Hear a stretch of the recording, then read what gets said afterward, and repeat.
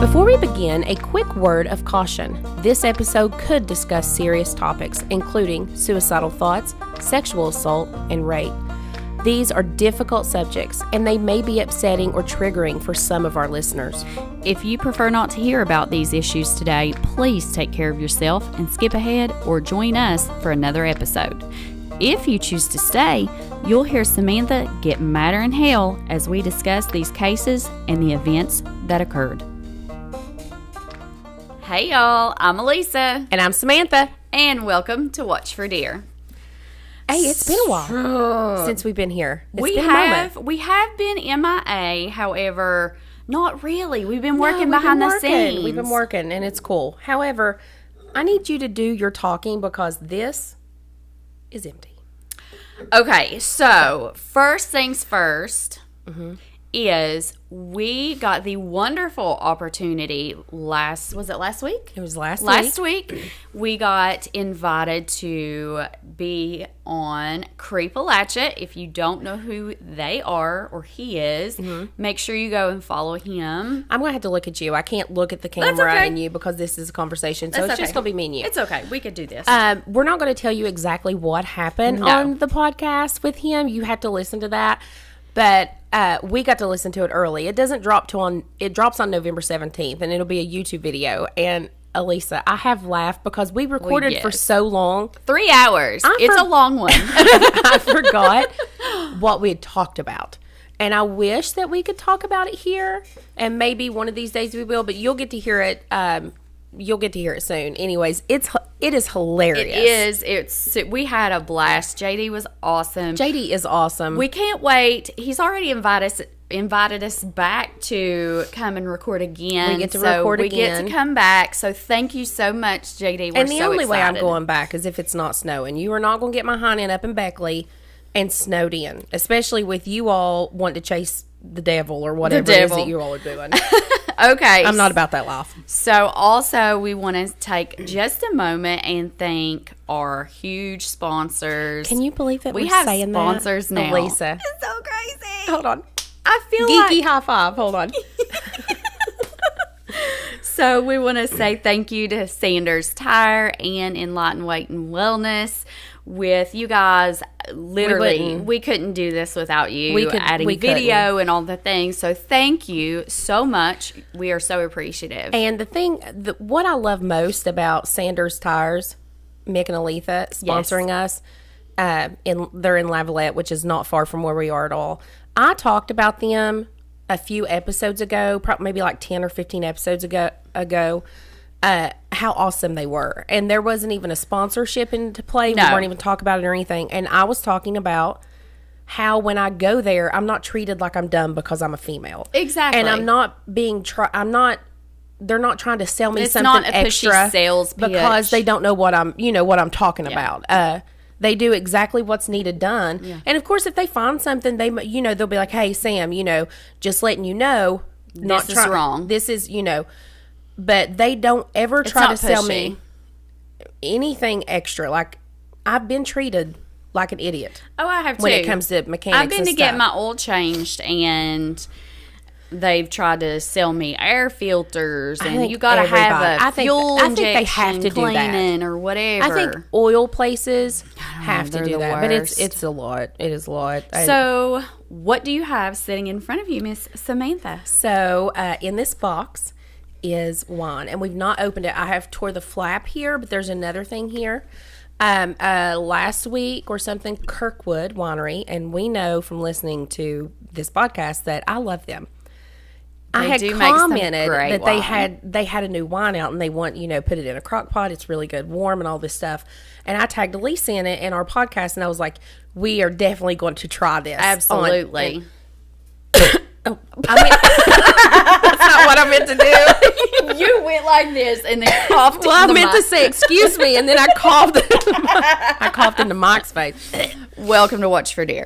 So, I commented on there. Oh, you can guarantee that we're going to be trying this on the podcast. Well, Elisa gets an email, and they wanted to gift us a bottle of it. Yes. to try. So excited. Is this a PR package? I don't know if it is or not because I don't really know what a PR package is. However, I do know that Kirkwood Winery sent us a bottle of wine for free, and we are getting ready to try it now. And because they sell my strawberry wine, it's my favorite. Yeah, it's good. It is really good wine. And we love that it's a West Virginia-based winery. Okay. We love that. So let's go. Let's open this sucker up and get the wine flowing and get the story going. So here we go. Because I got a really good one for you today. Hold on. Oh, my God. Lisa, I can't get this out. Just rip the box. It's like Christmas. You don't need to save it. Wait a minute. There's 2 bottles. There's not one. There's 2. Hold on. Hold on. We're just going to throw this in. I'll pick that up in a minute. I can't get it out. Oh, here it goes. Here it goes. Oh, my God. Look here. Insert bottles. In the floor. In the floor. We'll pick it up later. So, we've also had this in the freezer to chill. To chill. We did not. I'm going to need you to do something, ma'am. You're not doing it. You're just sitting there. I do everything. I know, but I think you can handle the wine. I'm weak. Princess. I'm afraid that I'm going to do this and the Hulk it, and it's going to... Oh, that was... Oh, gosh. Look at it. Now, grab that one. Oh, did they send a bottle each? They sent 2 bottles. I love them. They know us well. So in front of you, we have 2 so cool. bottles of spiced wine. I'm so excited. Thank you. Thank you guys so much. Where's our wine opener? Hold on. I think it's over here on the table. You would surely thought it would be far from us. I wouldn't think. It would have to be here somewhere. So awesome. I can't wait. So they did say that this is really good in like a crock pot and to drink it warm, which we'll do a cold testing, and then maybe next time we will heat it up. Move your hand, ma'am. I know exactly what I'm doing. Oh, I can't wait. I'm so excited. I'm excited. I'm excited. I'm excited for us. I'm excited. I actually cannot wait to tell you what Scott said this morning. I'm trying to get this, I swear. What are you trying to get? My lie splitter's being hateful. I'm so excited to try this. The last we had a wine sent to us from a friend from Georgia. No. Oh, ma'am. Come on. Miss ma'am. I didn't turn my ringer off. It's okay. It's cool. Sorry, sis. Yep. That was mine. Sorry, sis. We are recording. Yep. We're recording. Hold on. Anyways, I forgot what I was going to say. The friend that sent us the Deer Creek was it was spiced. Delicious. Yeah. And so when I saw that Kirkwood had made one, boy, was I'm afraid I'm going to punch you in the face. Stand back. I always close this eye because I only have one good one. I'm afraid I'll screw this other one up. This is a little dangerous. It's not dangerous. It's not like champagne. It don't pop. All right. There you go. I'm so excited. Let's go. I'm so excited. I just can't hide it. Okay. Back at it. Let me get my seat. Okay. Here we go. Okay. Are you ready? The pour. I really need this to be as good as what I think it's going to be. Hold on. We got to talk about the alcohol content and everything in it first. I'm going to sniff I'm it a while you're talking. heavy-handed pour. 11% by volume. Oh. Okay, and it says on here, Wine Festival, 3rd weekend in September. I think we may need to do that. It's in Summersville, West Virginia. Okay, let's put it to the side. Oh, that smells really, really good. Does it? Oh, yeah. Okay, here we go. Here we go. Cheers to this so we can get in our story.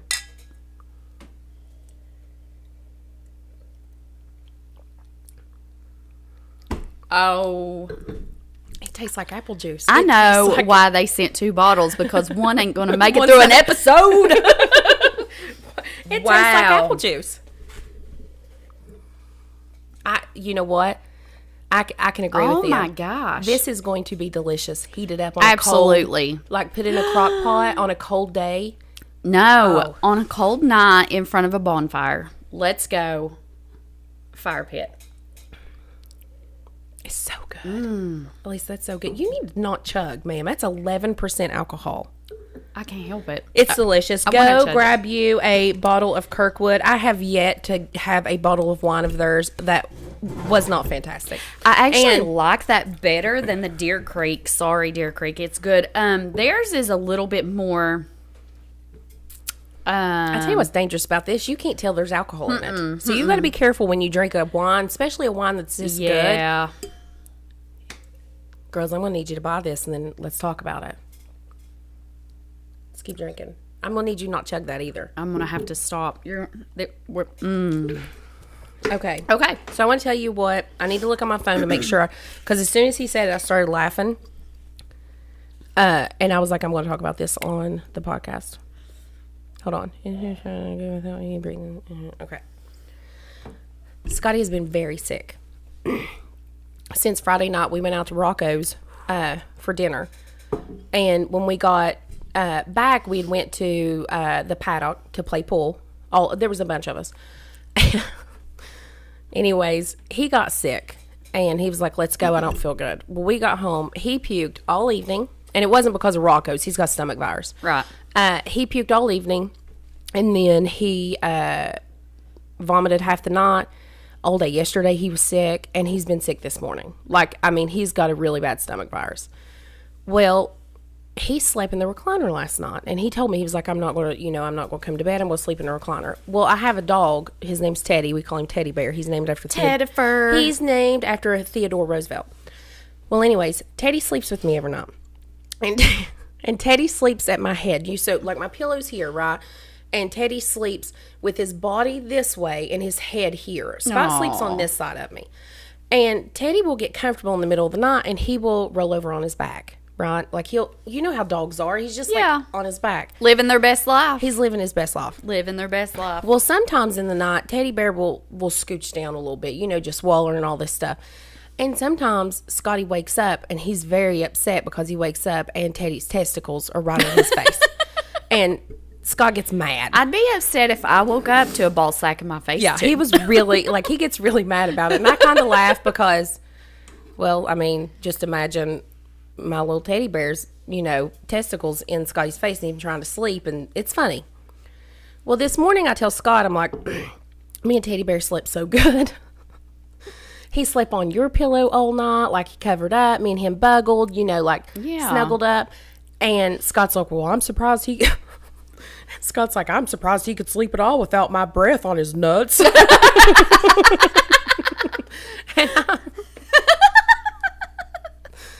I said... When he said that, I was like, gross. But he goes... I was like, I've got to talk about that on the podcast. He's like, you better tell the backstory. So that's great. My teddy bear, he does whatever he wants to, and he right. sleeps on his back, and sometimes he wakes up and Scott's got a little surprise in the morning. He's very upset about it, but when he said that, it was so funny. That's great. Turns out Teddy gets an air conditioner all the time. Whatever. So...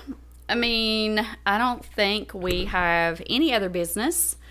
You got any other business? That wine is amazing. It's good. I'm drinking it very quickly. Yes, you are. I need to slow my roll, or I'm gonna stutter and who we kidding? I'm gonna stumble over my words anyway. Here, so, let's go ahead and pour you some more. All right, let's go. Okay, so for this case, we are headed to Ashland, Ohio. Now, I have traveled through Ashland and Wooster many, many times on my way up to see my pain management doctor in Lorain, Ohio, who is with Cleveland Clinic. They are amazing. I'm actually going back up to Cleveland in December. They're amazing there. The staff, everything. It's just so amazing. Yeah, I've heard good things about Cleveland But Clinic. Clint and I, one night before an appointment, we did stay in Ashland, Wooster. And, of course, we were just overnight. We were just needing a place to stay. And I didn't pick a very good hotel. It was a little cheap.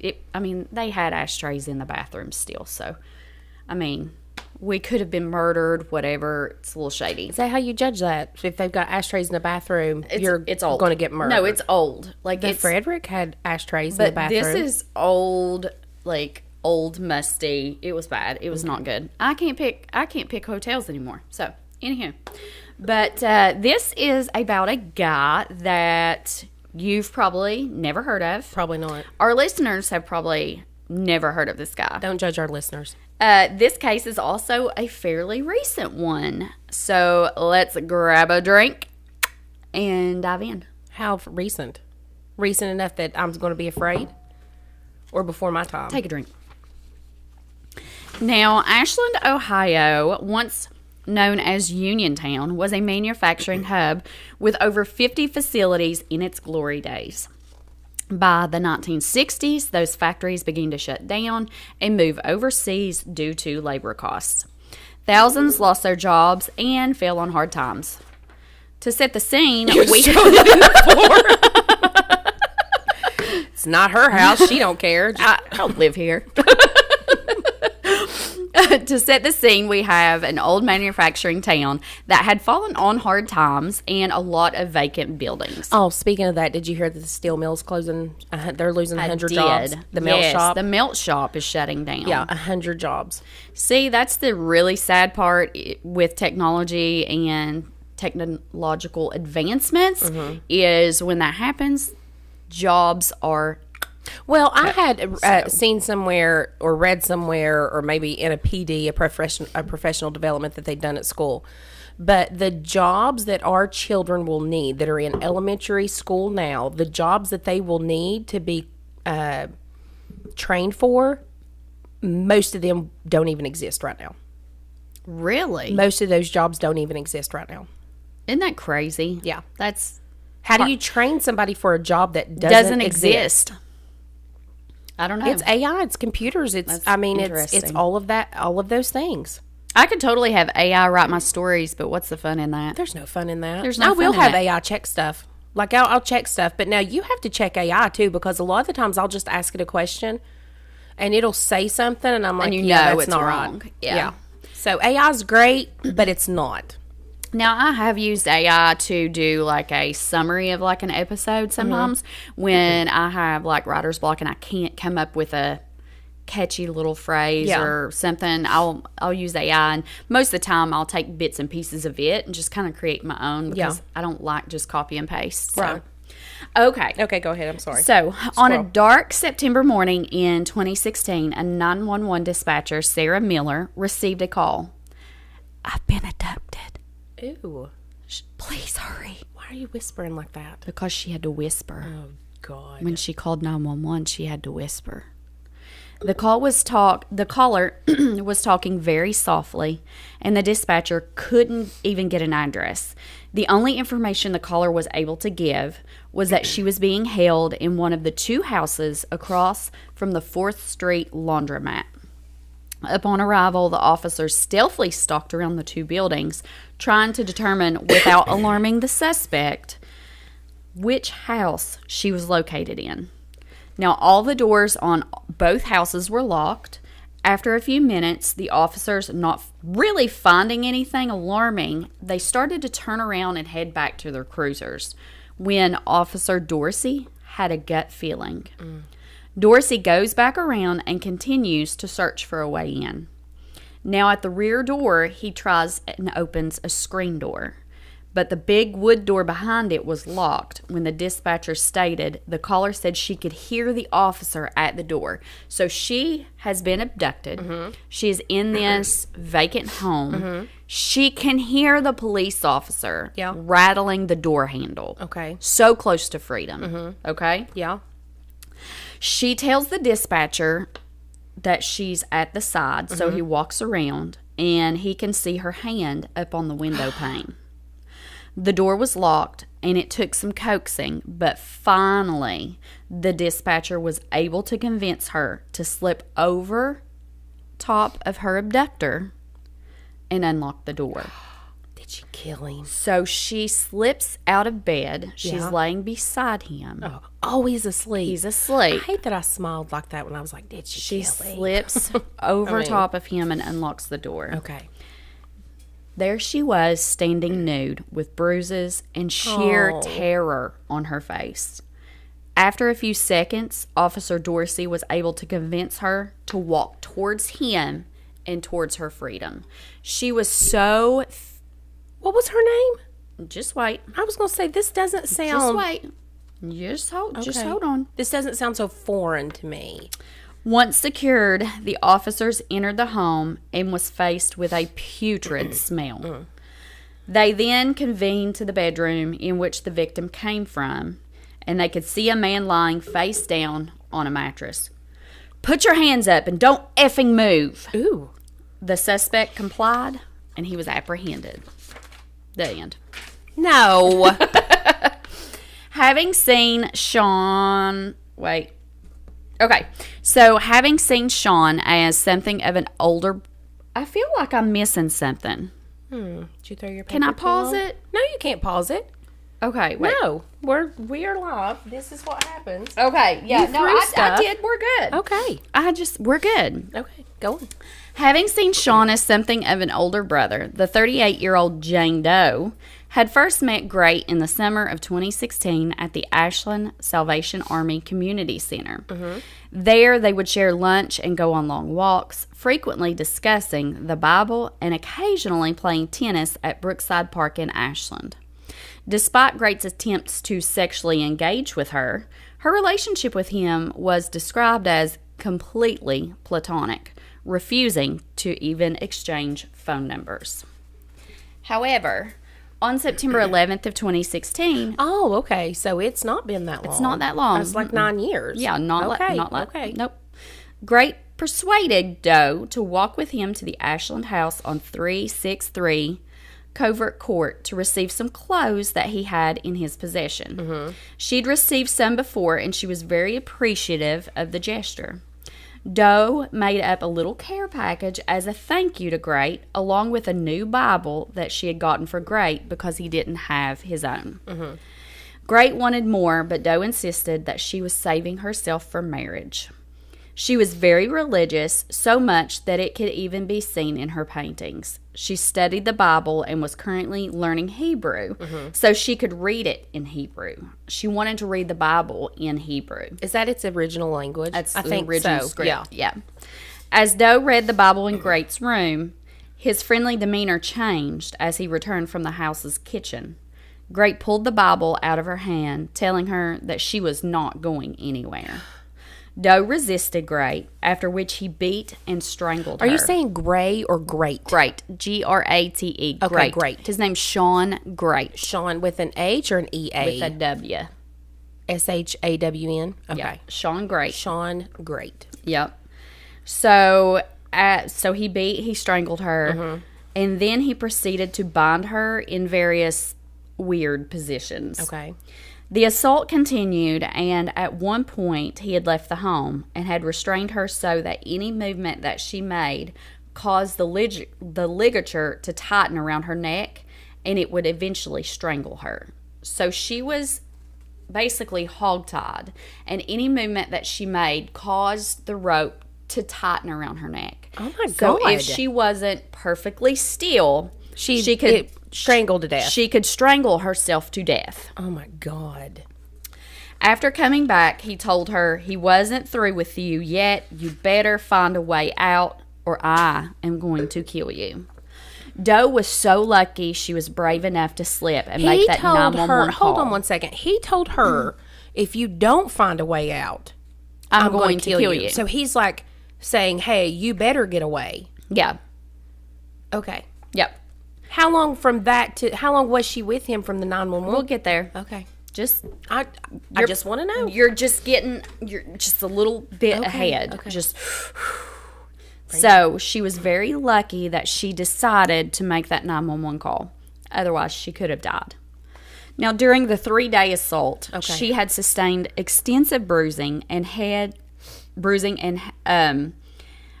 extensive bruising on her head and her sexual areas. She was bleeding from the vagina. She said she'd been sexually assaulted by Grate in every way imaginable. At one point... No. Just skip it. I don't want to hear it.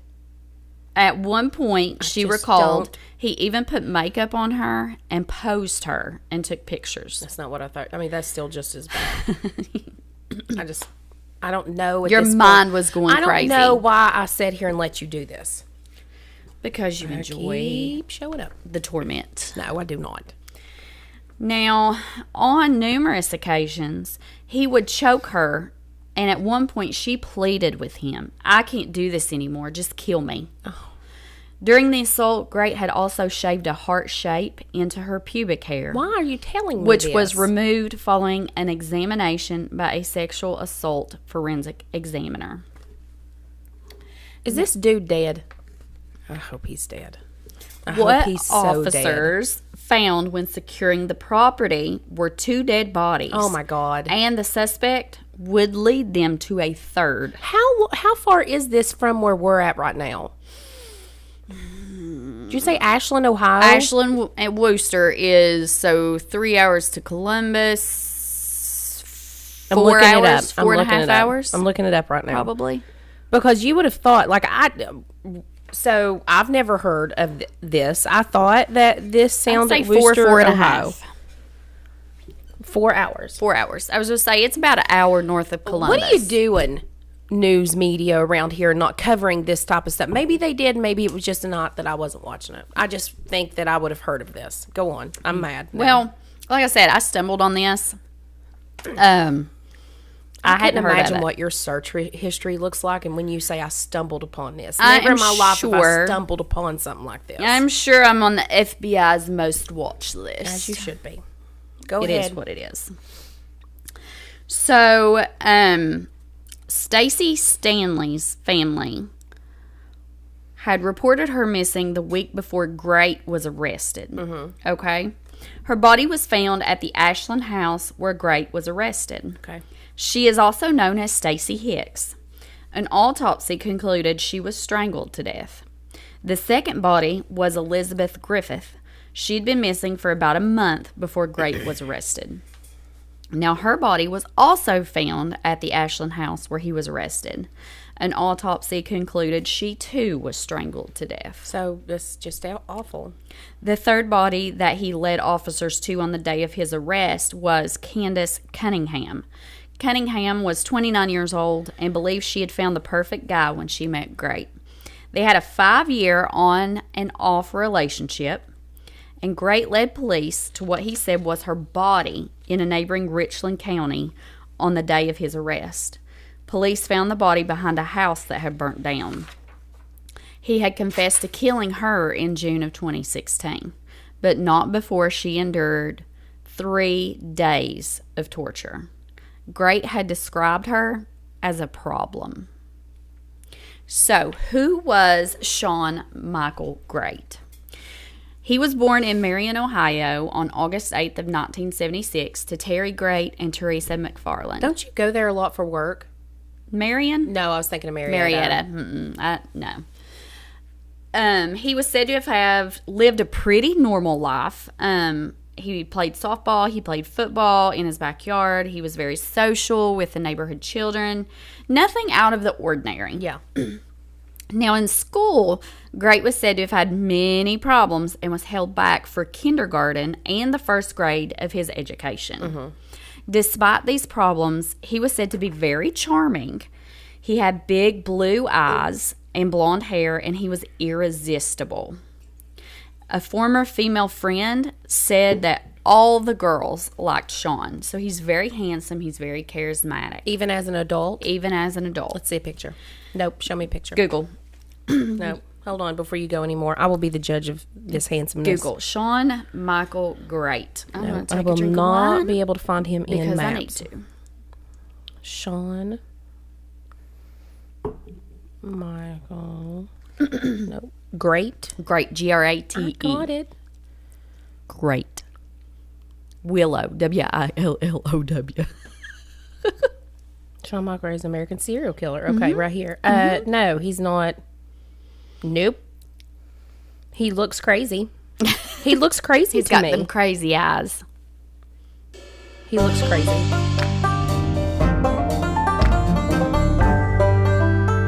In Enlightened Weight and Wellness offers comprehensive wellness services to help their clients maximize weight loss, balance hormones, and promote general well-being. Blending traditional medical treatments with natural and alternative therapies empowers their clients to become the happiest and healthiest version of themselves. Located at 3665 U.S. Route 60, Suite C in Barboursville, West Virginia.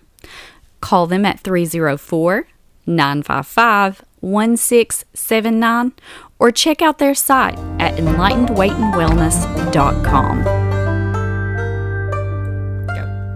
Car troubles got you down? Sanders Tire and Auto Repair has got you covered.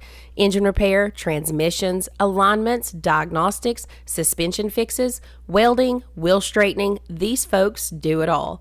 And fast.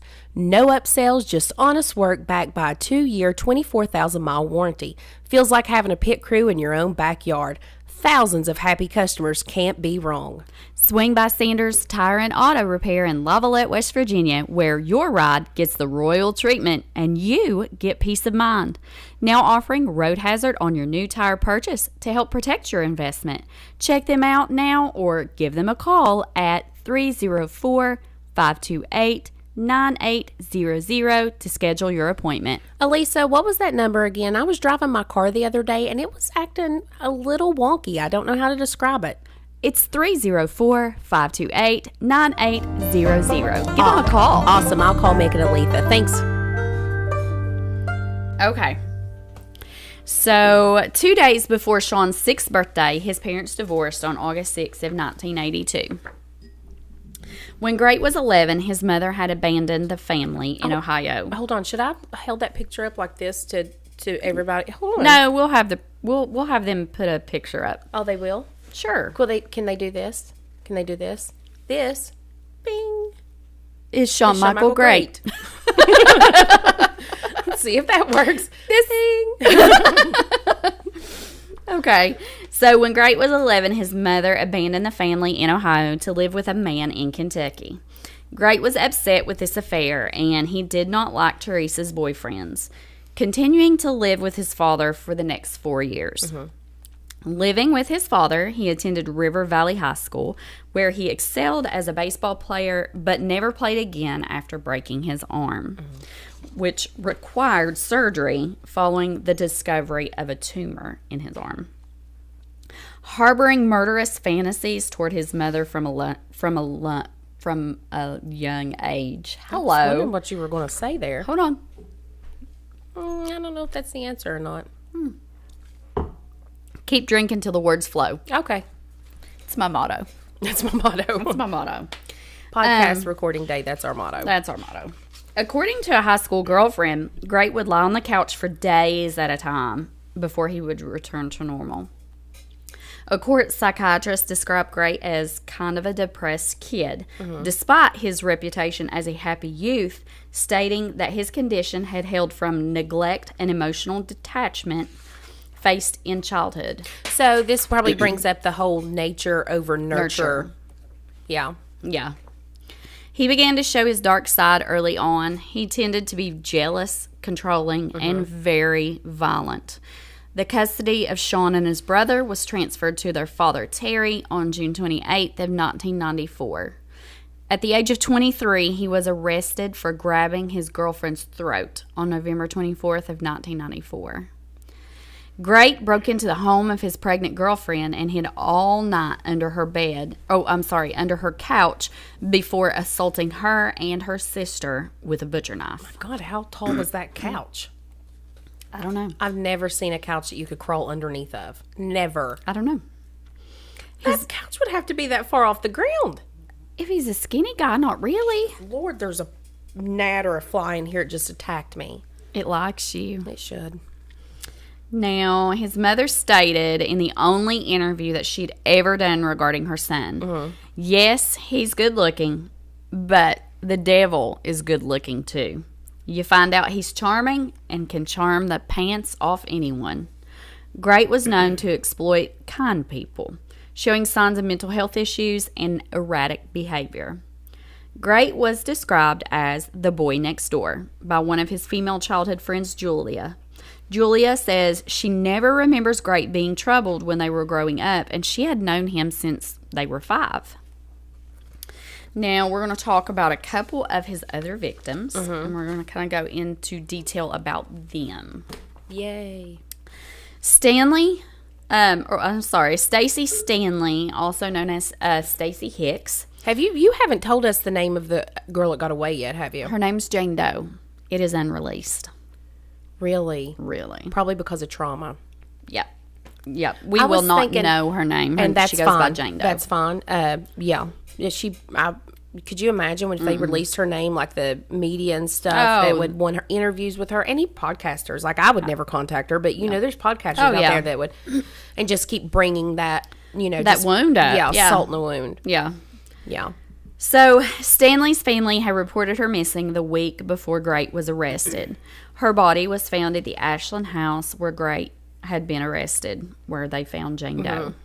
She was also known as Stacy Hicks. Grate claimed he met her when walking to a gas station, and on the way back, he noticed she had a flat tire. He ended up getting her to come back to the house, and he said they began kissing around, and then she tried to act all innocent, he said. He said he flipped and forced her to do sexual acts, and then he snapped and he strangled her. He said it was like she had been sent to him from God, or the devil. He wasn't sure. An autopsy concluded she was strangled to death. Now, Elizabeth Griffith had been missing for about a month before Grate was arrested. Jane Doe and Griffith had lived in the same apartment building. Grate had become acquainted with Griffith, and he said that they frequently hung out together. One night, she couldn't sleep and called Grate to come over and play cards. She began talking bad about Jane Doe, and at one point, Griffith began sobbing. It made me want to smack her in the mouth, he said. It was then Griffith mentioned to Grate that she wished she was dead. Grate said, well, I'm not going to marry her, and I don't see anyone else marrying her. She is just going to be miserable all her life. Talking about Jane Doe or talking about this girl? Elizabeth. Okay. Elizabeth said, so Elizabeth was depressed, and she was talking bad about Jane Doe. She was jealous. She was jealous. Okay. She was talking about Jane Doe, talking badly about Jane Doe. At the time, of course, Grate had not abducted Jane Doe. So this was prior. This is just a friendship. This is just an acquaintance. Gotcha. They know, in the building, and she started talking bad about her, and I guess she kind of talked like she had suicidal ideations, and his thought was, well, I'm not going to marry her. I don't see anyone else marrying her. She's just going to be miserable all her life. I'll free her. I'll sacrifice my life for her. He just kept justifying the murder as him being like a martyr. She didn't want to live, so he took care of that for her. No, like he was doing her a favor. Like he'd done her a favor, yeah. Thank you, douchebag. Yeah. The book I read, and I'll cite my sources at the end, I read 2 of them, and one of them was actually written by the officer who interviewed him. Oh, yeah? Yeah, so she was talking about the investigation and all of the, interrogations and stuff, and man, this guy's a douche. He's such a douche. Well, when the first thing you said, or I don't even know what you said, but one of the things when you described him, everybody was like, oh, he was good looking and all this stuff. I was like, okay, this serial killer has like a God complex, and that he's doing these ladies a favor because he's so awesome and so handsome. His ego is amazing, it's huge. So he's just doing them a favor. Oh, yeah. There's a lot of guys out there like that, but they're not serial killers. They're just, they just think they're a woman's blessing from God. Yeah, just a blessing. Blah. They're just a blessing. Blah. Now, her body was found at the Ashland house where Grate was arrested. He had confessed that her body was inside an upstairs closet. An autopsy concluded she was strangled to death. How did people not smell? I would think that if you had a body in your 2 bodies in your house, that smell is going to linger. Well, the cops said when they walked in, they could smell a putrid smell. I don't know this. I don't know. I know when they found the bodies, the body in the closet that they found, the officers had talked about they had to dig through the closet, and it had cans of Lysol, it had air fresheners, and they had to dig the body out. So I think he was trying, and he had it shut and he had stuff over it, and he was trying to, hide the smell and hide the body. We got to do better than this. We got to do better stories than this is what I mean. We're better than this, Elisa. I am. I'm better than this. We need a good story. Drink your wine. Candace Cunningham was 29 years old. She was a brunette, only weighing in about 110 pounds. Oh, she was small. And she believed she'd found the perfect guy when she met Grate. She had never been reported missing. Grate stated they had a 5-year on and off again relationship, and Grate led police to what he said was Cunningham's body in Richland County on the day of his arrest. On the day of his arrest, confessing to Officer Kim Major. Grate had told the officers, when they pulled up to the area to just follow the flies. Police found the body behind a house that had burned down after Grate had drawn a map of where he had buried her. The officer had asked him if Grate would take them to her, and he replied, "It'll be easy to find. You could just follow the flies." That was a direct quote. Yeah, he talked about it just like you would, talk about a missing animal carcass. Like, explain to me. I got the dry lips. Explain to me why she was never. Why was she never reported missing? I don't know. What's that about? I don't know. Oh, I don't know either. So he confessed to killing her in June of 2016, but not before she endured 3 days of torture. Grate described her as a problem because Cunningham had kept being defiant, and he said that she kept attacking him. So he told her if she didn't stop, he was going to choke her out. So I did. The Richland County Sheriff's Office's oh my God, hold on. What's wrong with you? The wine. Yeah, I just need more. I don't know what to. It's not like you've had that much. I'm struggling. I know you are. Struggling. Did you sleep good last night? No. You didn't sleep good last No. night, so you're sleepy. Also, I already had one shot of vodka this morning, so we're baloney. There. Baloney. But grief. No, but the Richland County Sheriff's Office officially confirmed on November 1st of 2016 that the body was in fact Cunningham's. Now, Rebecca Lacey, based on information supplied by Grate, police reopened an investigation into Lacey's death. Her body had been found in March of 2015, and her death was originally ruled an overdose. Grate says that he strangled her after she stole $4 from him from his place of work. It doesn't matter that she was a prostitute or whatever she done. She lost her life over $4. I'm confused. Was she a prostitute? Yes. Oh, I don't know. Why would you Why say did that? I say a prostitute? Why did you say that? I don't know. Well, you said her place of work. We haven't even mentioned. What is his place of work? His place of work. He had various odd jobs. Like nothing. Were any of them pimp? I mean, maybe. Why would you say that? I don't know why I said prostitute, okay? My ears are sweating. Sweating ears. Dana Lowry. Where we at? Right here. You ain't even got your glasses on. You ain't going to do no yes, better. Yes, I can do this. Where we at? Dana Lowry. Oh. Grate claims to have killed another woman who was found dead in Marion County, Ohio in 2006 and remained unidentified for 13 years. Grate stated he believed her name was Dana. In January of 2018, isotope analysis indicated she was likely from the southern United States. The victim was identified in June 2019 by DNA Doe Project as Dana Nicole Lowry, 23, of Minden, Louisiana. At the time of her death, Lowry had two daughters, aged 1 and 5, and was separated from their father. Oh, that's sad. That is really sad. Mm-hmm. Shawn Grate was convicted and sentenced to death. Nice. I like this. Keep reading. Shawn Grate was convicted and sentenced to death for the She murders won't of like when he escapes. two women in Ashland, Ohio. Grate faced a wide array of charges, including aggravated murder, 3 counts, kidnapping, 4 counts, rape, 4 counts, abuse of a corpse, 4 count, aggravated robbery, burglary, and tampering with evidence. Trial proceedings. His trial took place in Ashland County Court of Common Pleas. I've just never heard of anything like that before. The prosecution presented evidence of Grate's confession, forensic links to the victims, and testimony from the surviving victim, Jane Doe.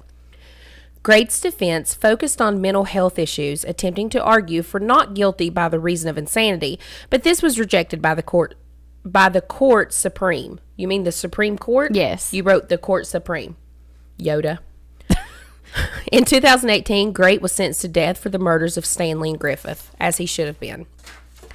The Ohio Supreme Court unanimously upheld his convictions and death sentence in 2020, rejecting claims of ineffective counsel and trial errors, Court News Ohio.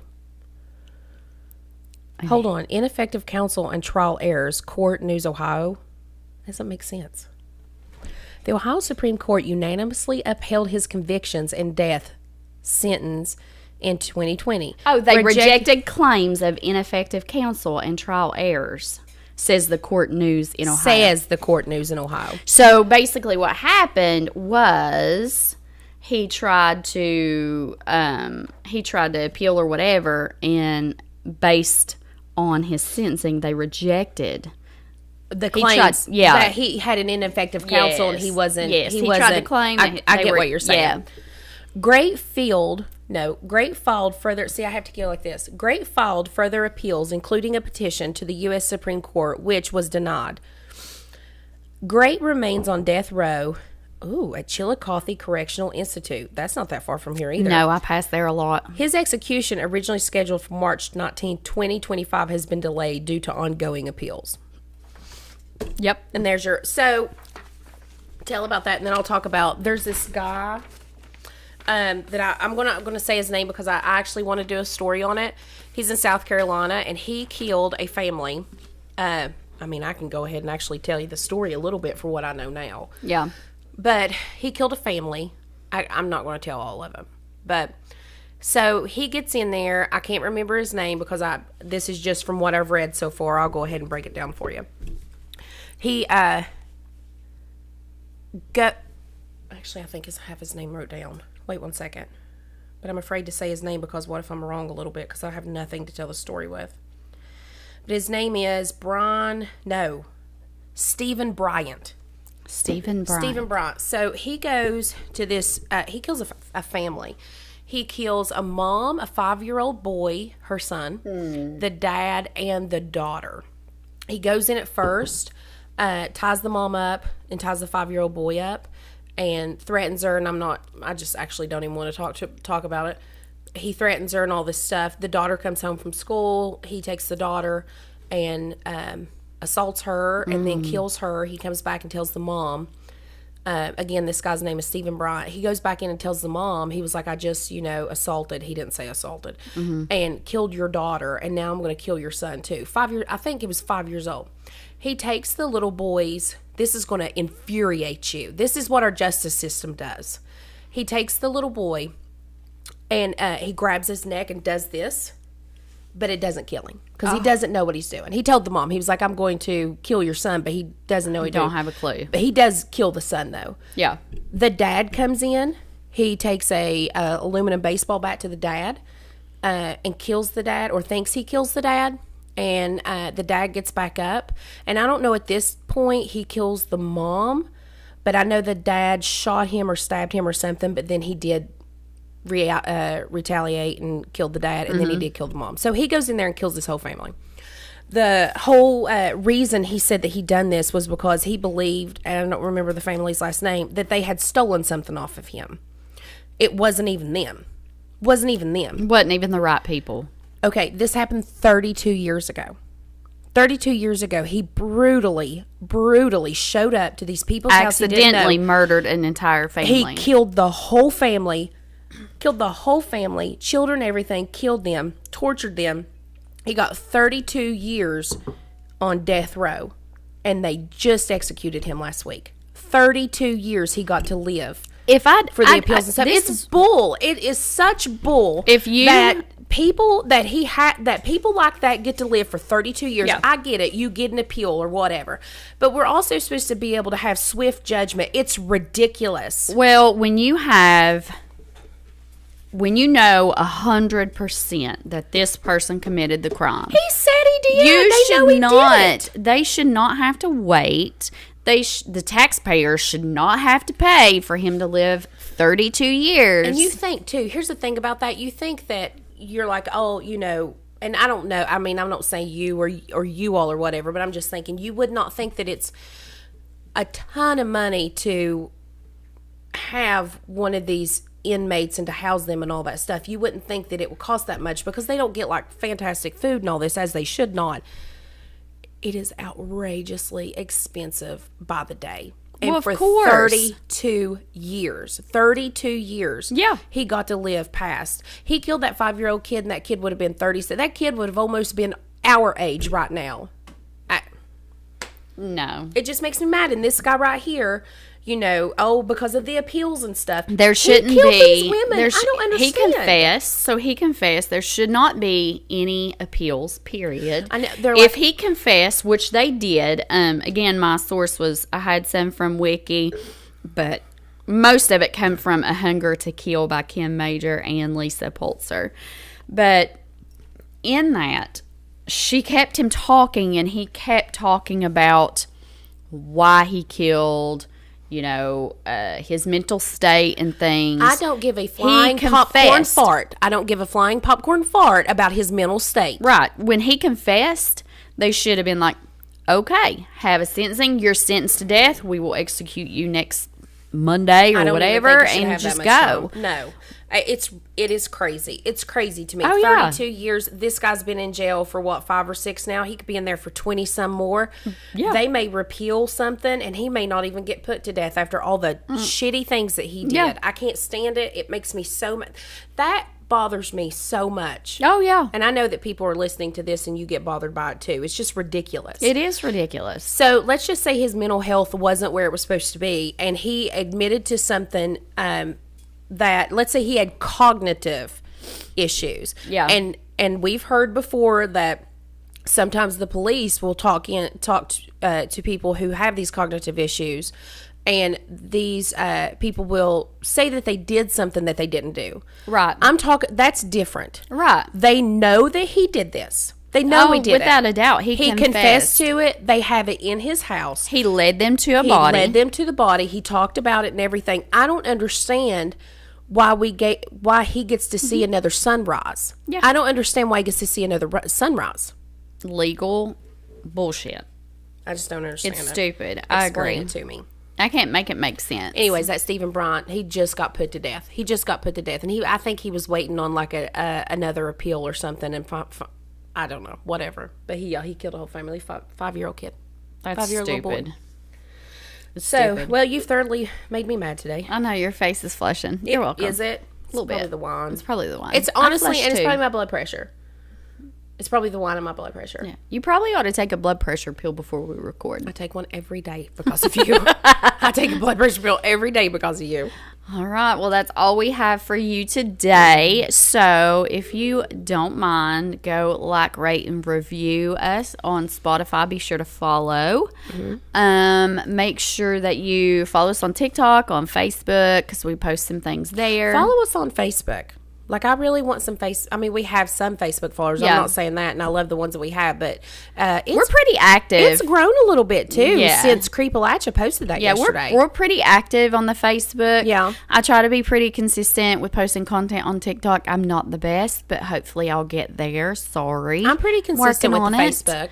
Yeah. I'm pretty consistent with Facebook. And, of course, if you have any stories that you would like for us to cover or any type of experience, whether it's paranormal, a missing person, whatever, you can reach out to us at watchreaderpodcast@gmail.com. And, yeah. Wait 1 second. I have had some people that has sent me quite a bit of stuff here lately, and they're they're just sharing it with me, like on Facebook. They see it on like these, you know, I'll make up a name like American Hollow or something. They share it with me, and I'll look into it because the story is very intriguing. Like, I really appreciate it, and please keep it coming. But one of the reasons that we've not done some of those stories is because they're not true. Oh, yeah. Or they're not, maybe they are true, but I can't They're find exaggerated any historical evidence based on it whatsoever. Yeah. So, I mean, then at that point it's folklore, so maybe we do a folklore. Maybe we do a folklore episode, because there's some really good stories out there. Oh, sure. They're just not documented. Yeah. Doesn't mean it's not true, just not documented. Oh, wait. I didn't mean to do that. I literally turned my head to cough, and then I went back to say, excuse me, and then it just came out. Like, I was like, I didn't mean to. Don't make fun of me. All right. All please go follow us on Facebook and Instagram. Rate us. It helps. Yeah, Instagram. Listen to us on Spotify, Apple Podcasts. And you all be safe. And watch for deer.